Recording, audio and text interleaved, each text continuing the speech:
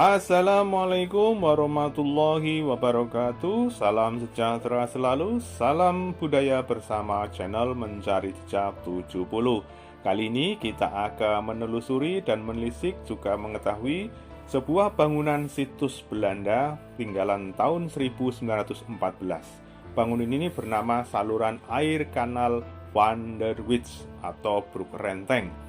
Tak lepas dari peran besar Gubernur Jenderal Belanda John Karel Herman van der Wijk, bangunan ini dibangun sepanjang 17 km, menghubungkan Sungai Progo dan Sungai Opak. Bangunan ini ada di wilayah Dusun Tangisan, Banyorejo, Tempel, Sleman, Daerah Istimewa Yogyakarta. Untuk lebih jelasnya, mari kita lihat bersama-sama. Salam Rahayu, mari. Ya, salam sejahtera selalu buat para pemirsa dan juga para sahabat yang selalu menemani channel Mencari Jejak 70 menelusuri situs-situs yang ada. Kita masuk aja ke bangunan kanal Van der Wijk atau Broek Renteng yang merupakan salah satu saluran air tua yang dibangun Belanda antara tahun 1902 sampai 1932. Dan ada sebuah keyakinan dibangun pada tahun 1914. Penamaan Kanal Van der Wijk tak lepas dari peran besar Gubernur Jenderal Belanda John Karel Herman van der Wijk. Bangunan sepanjang 17 km yang menghubungkan Kali Opak dan Kali Progo didirikan di atas jalan dengan teori gravitasi bumi. Bangunan dengan tinggi 4 meter di atas tanah, lebar 2,5 meter dan kedalaman cekungan kanal 2-3 meter. Bisa mengalirkan beribu-ribu meter kubik air tanpa menggunakan alat bantu, tidak seperti zaman sekarang menggunakan alat bantu. Bangunan air yang terkesan indah dengan lengkungan banyak terowongan di bawahnya dan banyak jalur air yang justru melintasi air ataupun aliran sungai. Jadi bangunan ini ada di atas aliran sungai. Sungguh luar biasa untuk sebuah teknologi pengairan di masa itu. Jadi di tahun-tahun segitu ada teknologi yang berada di Indonesia. Saluran tua ini di masa tersebut digunakan untuk mengaliri lahan produksi tanaman tebu. Sebab bangsa Eropa mengambil produksi tebu untuk menjadi gula di wilayah Jawa itu banyak sekali. Itu sebagai bahan pokok utama pabrik gula. Air tersebut menyuplai lahan untuk mensuplai produksi 17 pabrik gula di wilayah Yogyakarta dan sekitarnya. Dan sekarang kanal ini masuk ke dalam sistem pengairan selokan Mataram. Dan juga mengaliri 20.000 hektar sawah di wilayah Minggir dan sekitarnya. Kita bisa sedikit berpikir sejenak bahwasanya bangunan-bangunan tua itu ada di wilayah di lingkungan kita dan di wilayah khususnya Yogyakarta. Sebab kita itu berpikir mengapa hal itu terjadi, padahal kita itu termasuk teknologinya sangat di zaman tersebut sangat ketinggalan, namun Belanda sudah bisa menciptakan sebuah teknologi tinggi, khususnya pengairan dan bangunan-bangunan, jembatan dan sebagainya, yang sampai detik ini tuh masih bisa digunakan oleh kita. Itu yang kadang-kadang kita perlu dipikirkan. Mengapa mereka bisa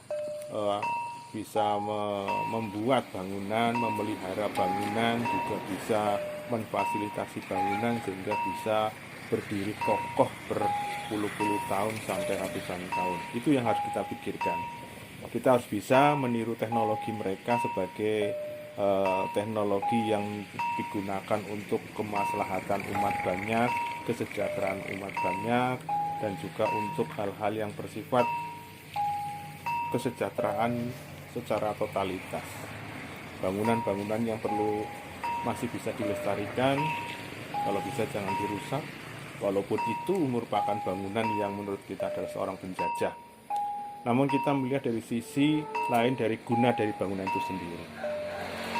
Nama Van der Wijk sendiri sebenarnya kita tidak asing ya. Ini ada sebuah nama yang cukup terkenal di saat itu, sampai Buya Hamka mengangkat menjadi sebuah tulisan, sebuah cerita yang sampai saat ini masih bisa dibaca, yaitu tenggelamnya kapal mewah di Laut Jawa yang dinamakan dengan tenggelamnya kapal Van der Witch.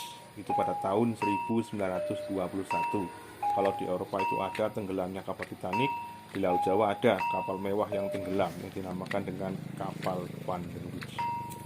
Juga ada lagi yang kita sudah tahu bahwa di Kota Gombong, Kebumen, Jawa Tengah juga ada benteng besar yang sekarang jadi menjadi destinasi wisata daerah yang dinamakan dengan Benteng Van der Witch.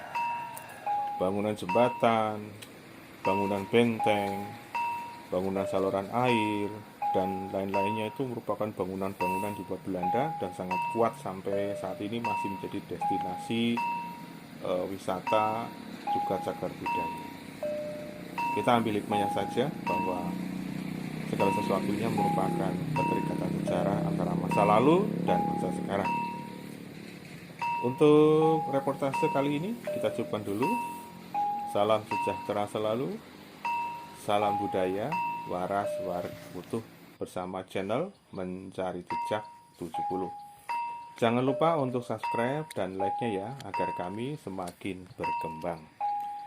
Dan jika para pemirsa pendengar tidak keberatan, laporkan wilayah ataupun tempat yang bersejarah yang ada di lingkungan kalian agar kami bisa berkunjung dan bisa mereportase sama seperti reportase kali ini.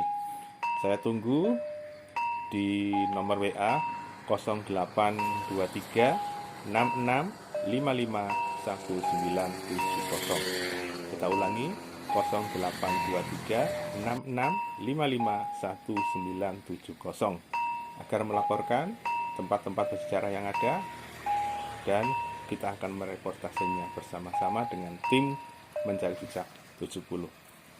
Kita cukupkan dulu. Wassalamualaikum warahmatullahi wabarakatuh. Salam rahayu, salam damai, salam sejahtera selalu. Kita ketemu lagi di konten-konten yang lainnya yang berbeda tempat.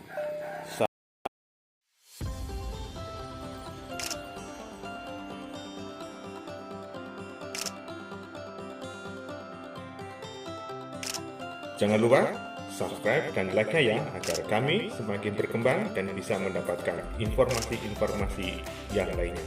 Salam rahayu.